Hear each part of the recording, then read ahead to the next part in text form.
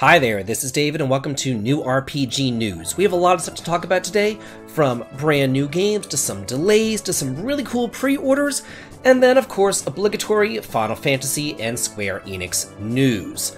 First things first, just on a personal note, if I do sound any differently, that's because I contracted COVID about 2 days ago, and I haven't left the house since, and I haven't been to the gym in like 3 days, and I'm just not feeling myself, and I'm just really down and kind of blue about it, but whatever, it is what it is. I am on medication, so I am on the mend. So first up, we're just going to be going and reviewing some stories that I talked about earlier in the week that you may have missed. Atelier Gatcha, Forgotten Alchemy and the Liberator of the Polar Night has been announced for the PC, iOS, and Android, due out this year in Japan. This is free to play. This is Gotcha. Yeah. So, don't go thinking that this is like, the next trilogy in the Atelier series. I believe that this is just a stopgap between the end of the Ryza series and then the beginning of whatever series they do have coming up next. But on the bright side of this, I know that everybody wants to get on the little hate train about about Gacha and these mobile games, but to me, if you don't like it, just don't play it. It's really as simple as that. If you don't like it, don't play it. This is just another vehicle for a company to create or to earn money so that they are able to fund their higher quality console games. And every company's doing it nowadays. It is what it is. This is just the state of gaming that we are in. It's just something we have to learn to live with, and if it does do well, and hopefully it does, then they'll be able to fund better games, more high quality games, make their console games better, and maybe even revisit some games in the past that we haven't seen in quite a bit of time, like the Atelier Iris series or the Monochromus series. So there could be, a silver lining on this dark cloud. I thought that this was interesting. We also heard about Pokemon having new DLC and other Pokemon announcements. I talked about that in the exact same video that I talked about the Atelier announcements in just a couple of days ago. If you didn't watch that video, be sure to go on back and watch that one. But normally DLC is digital only. Sometimes on very rare occurrences, it can be boxed, like Torn of the Golden Country for Xenoblade 2. But here, the Pokemon Scarlet and Violet DLC is actually getting a physical release on the Switch, and though the catch is that it's available to fans only in Hong Kong, and it's not actually a game cart either. It's literally a physical plastic Switch box, but it has a code in it. So it doesn't even have like a little, disc to put inside of it. It doesn't have like the little tiny cart thing that you put inside of it. It's literally just a code. But if you're a collector and you want something sitting on your shelf to represent this DLC, you might want to import this. This is going to be launching next month. The first part of it is next month on the 13th, and then the second part of the DLC is going to be launching sometime during this year, this winter. Once you purchase one DLC, you end up getting both, so you don't have to purchase both parts. So that's at least good there. And then the little last part of our recaps, going over some stuff that I already talked about in the previous video. The Nintendo Switch Online is adding the Pokemon trading card game that originally released back on the Game Boy Color, as well as the Pokemon Stadium that originally released on the Nintendo 64. Those are coming to the online services, and they are both available right now. I personally didn't play either of these games. I wasn't into Pokemon back then in the 90s. To me, it was very much like a kid's game, and I was like in college at this point, so I just wasn't into it. I was into more things on the PlayStation, Final Fantasy, Dragon Quest, Xenogears, Lunar, stuff like that, not really into Pokemon. And I also didn't like, and I still don't like, games that have way too many characters like Chrono Cross, where you have a billion characters and you have to go and you have to like grab them all and everything, and it was just so overwhelming to me. I have played more recent Pokemon games, as you well know, and now I've kind of gotten over that, and I just kind of like go out and I capture maybe 10 or so Pokemon, and then I just kind of beat the game using those 10, so that works for me. WrestleQuest was supposed to be coming out on August 8th. It has now been delayed to August 22nd. It is still coming out for all these various systems. The modern systems is coming out to the PC, it's even coming out to mobile and Android and things like that. But basically, the reason why it was delayed, I'm just going to read their statement. It says, when performing final checks for one of our launch platforms, we discovered that it was possible for players to lose their save game progress when playing WrestleQuest on multiple different devices. Because this is a game that's filled with hours of content and player progress is so important, we can never body slam our fans like that. We're proud of the game and believe that we have a product that delivers on all counts. We're blown away by the support that we've seen from players excited for WrestleQuest, and we can't wait to share the fittest game with everybody on the 22nd. Yeah, that would suck if you were playing the game and like the save thing didn't work. Like that's bringing me back to like NES days where I would boot up, you know, Dragon Warrior 3 only to get that curse sound and be like, oh shit, I lost my save, and it would freak me out. I'm not really one to play games multi-platform. Like if I start a game like on the Nintendo Switch, you know, I'm finishing it on the Nintendo Switch. I'm not gonna, you know, start it on my telephone and then play it on my PlayStation and then play it on my Nintendo. Like, I just, no. So, I guess some people do that. I don't know. So I guess that was the problem. We have a release date for Final Fantasy VII Ever Crisis. It is coming out September 7th. That's really soon. It's going to be coming out less than a month. Pre-registration is now available. Just FYI, I have done pre-registration. This is going to be a mobile game that I will be trying out, I will be checking out, I will be playing.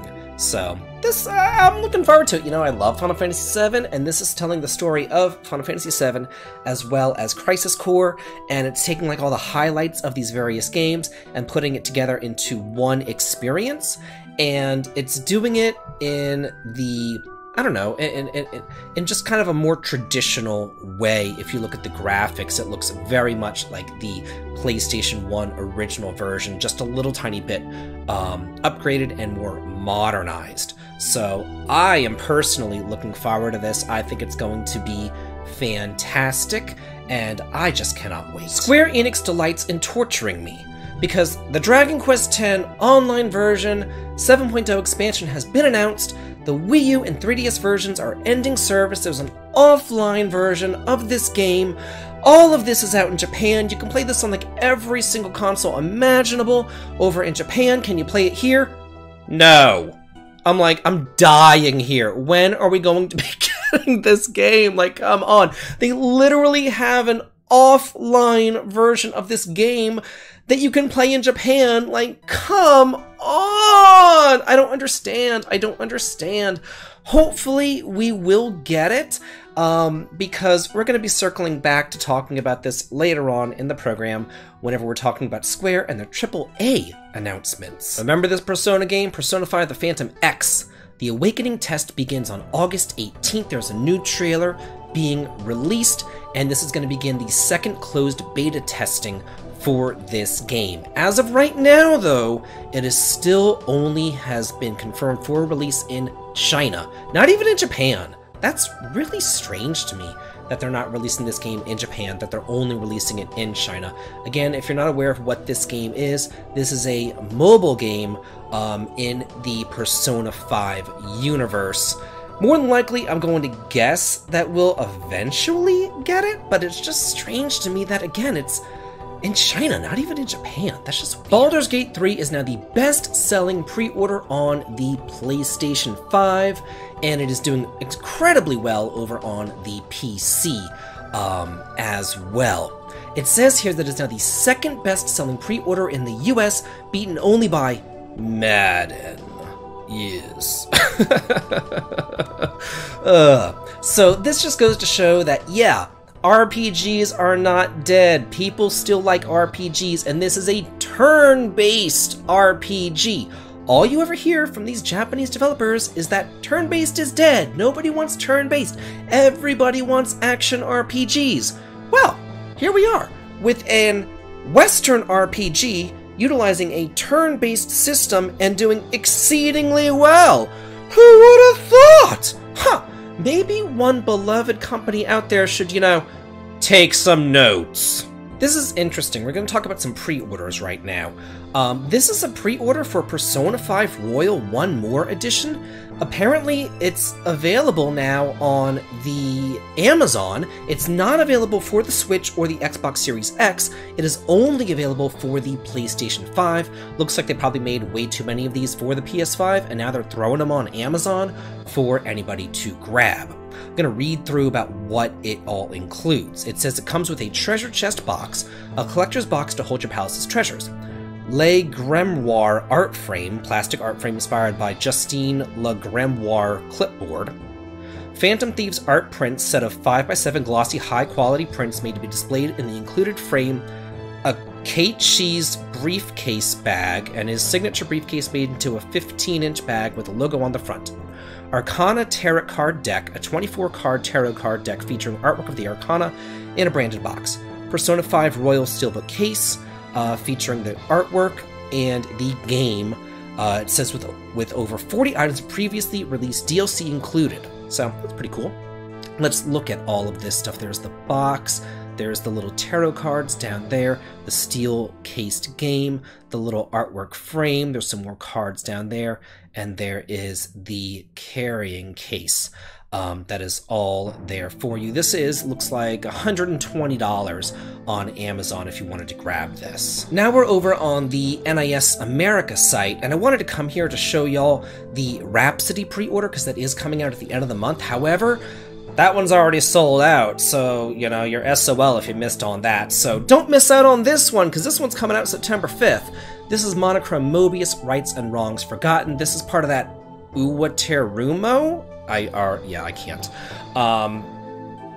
Game thing, which is, I think it's a visual novel, but this is a turn-based RPG, and it looks pretty neat. This limited edition is $100. You can get it for the PS4 or the PS5. Let me get out of this. We'll go into that in a minute.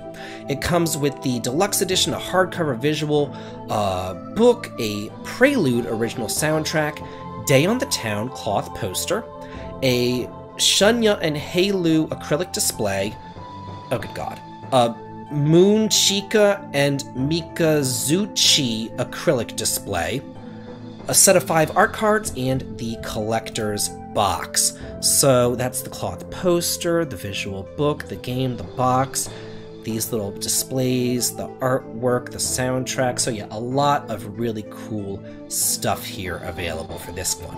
And now this. If it is possible for a person to die of jealousy, I have. I saw Super Derek unbox this, and I saw Emily at Orbology unbox this, and I'm like, oh my god, it looks so good, I have to have one too. So I went and I looked it up, and I'm totally gonna have to buy it right after this news program. This is the Sword and Fairy Together Forever Premium Collector's Edition. It is $100, and it comes with so much cool stuff, and it's beautiful. I've never played a Sword and Fairy game in my entire life. Apparently there's like 7 of them, and they're really big over in China. But this one has been released, I want to say, on the PC, and now it's coming over to consoles as well. And let's just go through exactly what this collector's edition includes. And you get so much stuff for like $30 more than a normal game price, you know? It says you get a physical copy of the game with a reversible cover sheet and authentic Chinese design.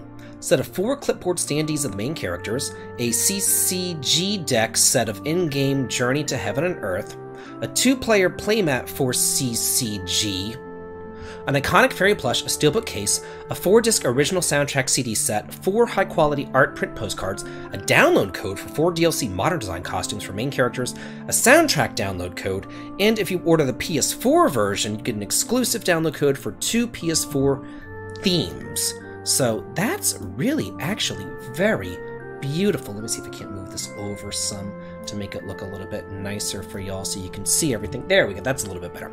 So you get the collector's box right there. This is the game with the reversible cover art, the little clipboard standees, the steel book, the soundtrack DLC skin download code, the soundtrack CD, the Leaf Fairy plushie, this huge box, the playmat and desk mat, a postcard set, and then the Journey to Heaven and Earth playing cards. Oh, collectible card game. I'm like, what in the world does CCG mean? I get it now, and I used to play Magic the Gathering too.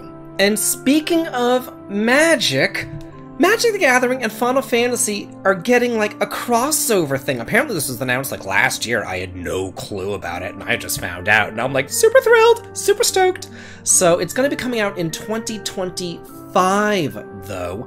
And apparently it's going to be having crossovers with a whole bunch of different games as well. So that's pretty neat. Whenever I played, I think I started at like, oh gosh, I was able to purchase up to the Dark, I think, whenever I started. And then I remember Ice Age came out, and I played all the way up until the Weatherlight, maybe? Something like that is whenever I played, that kind of area. You guys can look up that whenever I played. But anyway, it's going to be, let's see, it's, what was I talking about? Okay, it says, having initially announced the Magic the Gathering, Final Fantasy, and Assassin's Creed release from 2024, they confirmed that the Final Fantasy crossover will launch in 2025, indicating that Assassin's Creed is going to arrive next year. This is going to be releasing physically for the tabletop game, which is one that I know how to play, and apparently right now there's some digital app for it too that wasn't around back in the 90s whenever I played, because the world has changed so much. It says, these boosters will include cards based on every mainline Final Fantasy game to date, spanning the original Final Fantasy title, My First, released in 1987, up to this year's most recent Final Fantasy 16. How cool is that? I'm going to have to go and buy me some Magic cards. I'm going to pretend like I'm in high school again, and I'm going to go back and play Magic. It couldn't have changed that much, I'm sure. Square Enix shares prices drop amid claims that Final Fantasy XVI did not meet the high end of expectations. So of course they have their expectations, they know what they spent on the game, and then they say, okay, we need to recoup these losses, and then we also need to make profits. And then they have, like, you know, their break-even point, their good profits, and then they're like, oh my god, this thing is like gangbusters. They're high-end expectations. So it didn't meet high-end expectations. It looks like it just met regular expectations. It says that this came out in their earnings report, during which they stated that revenue had increased around 14% year on year, but profits dropped around 65%. And because of this, they also announced something else that is incredibly worrisome. This, which is our last story of the day. Square Enix is moving towards more AAA games. Now, that headline might make you think, like, oh, that's really good news. Why are you worried? Well, if they're moving towards more AAA games, that means that they need to drop something else. What were they going to be dropping? Oh, well, they're going to be dropping their AA games. So this means that Square Enix is probably going to be doing all Final Fantasy all the time, maybe a little bit of Dragon Quest, probably only in Japan. Maybe we'll get Dragon Quest X, because that is a AAA game. Maybe. I told you I'd come back to this. But are we going to be seeing things like Octopath Traveler? Maybe not. Are we going to be seeing SNES HD 2D remakes? Maybe not. What about the Mana series? Oh, that's probably dead now. Harvestella? No. Tactics Ogre? No. Ogre Battle? No. Treasure of the Rudras? No. Bahamut Lagoon? No. Where are all these games going? What about Xenogears? No! Ugh. It's gonna be all Final Fantasy, all Dragon Quest, all the time, all mainline games, all remakes. Are we gonna even be seeing more Dragon Quest Monsters? No, because that's a AA game! Oh, I can't even stand it. And this comes from the same people who say, we don't chase the trends, we set the trends. Okay, Square, keep on chasing every single frickin' trend known to man and keep on saying that you don't trace every single frickin' trend. I can't stand it. Ugh. Now, more than likely, this also does mean that they're still going to have some AA games in there. It can't be all AAA all the time, even though as much as they want it to. But you know what? Games like, you know, Triangle Strategy, those pulled in a profit, you know what I mean? And they don't cost as much to make as a game like Final Fantasy XVI.